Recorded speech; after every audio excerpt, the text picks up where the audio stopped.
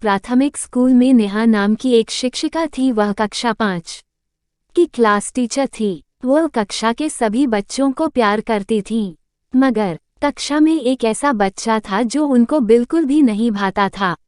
उसका नाम रोहन था। रोहन मैली कुचेली स्थिति में स्कूल आ जाया करता था।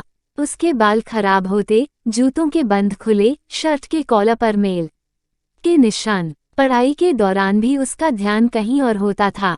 धीरे धीरे मैडम को रोहन से नफरत सी होने लगी। क्लास में घुसते ही रोहन मैडम की आलोचना का निशाना बनने लगता। सब बुराई उदाहरण जो के नाम पर किए जाते। बच्चे उस पर खिलखिला कर हंसते।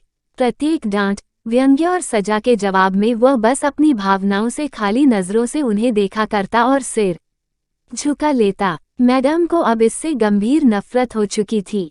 पहला सेमेस्टर समाप्त हो गया और प्रोग्रेस रिपोर्ट बनाने का चरण आया, तो मैडम ने रोहन की प्रगति रिपोर्ट में यह सब बुरी बातें लिख मारी। प्रगति रिपोर्ट हेडमास्टर के पास गई। तब रोहन की प्रोग्रेस रिपोर्ट देखी तो मैडम को बुला लिया गया। मैडम, प्रगति रिपोर्ट में कुछ तो रोहन की प्रगति भी लिखनी चाहिए।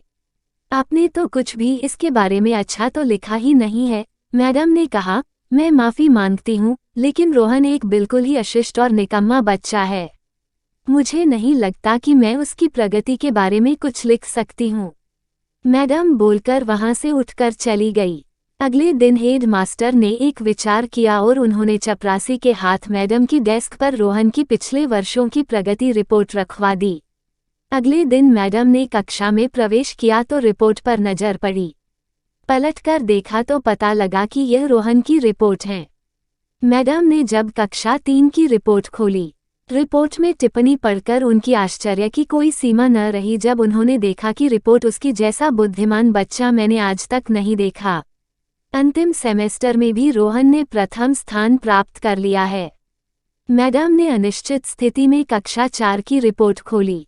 रोहन की मां को अंतिम चरण का कैंसर हुआ है। घर पर उसका और कोई ध्यान रखने वाला नहीं है, जिसका गहरा प्रभाव उसकी पढ़ाई पर पड़ा है। यह लिखा था नीचे। हेड मास्टर ने लिखा कि रोहन की मां मर चुकी है और इसके साथ ही रोहन के जीवन की चमक और रौनक भी खत्म होती जा रही है। उसे बचाना होगा, इससे पहले कि बहुत देर हो जाए। यह पढ़कर मैडम के दिमाग पर भयानक बोझ हावी हो गया। कांपते हाथों से उन्होंने प्रगति रिपोर्ट बंद की। मैडम की आंखों से आंसू एक के बाद एक गिरने लगे।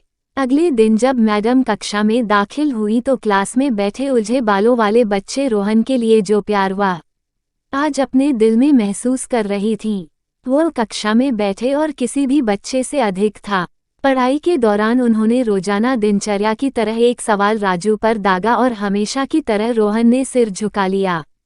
जब कुछ देर तक मैडम से कोई डांट फटकार और सहपाठी सहयोगियों से हंसी की आवाज उसके कानों में न पड़ी तो उसने अचंभे में सिर उठाकर मैडम की ओर देखा तो वह मुस्कुरा रही थीं।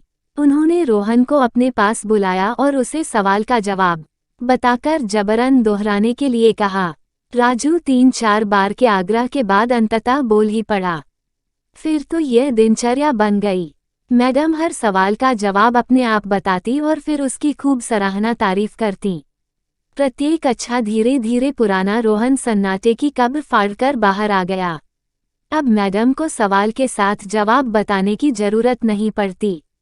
वह रोज बिना त्रुटि उत्तर देकर सभी को प्रभावित करता और नए नए सवाल पूछकर सबको हैरान भी करता।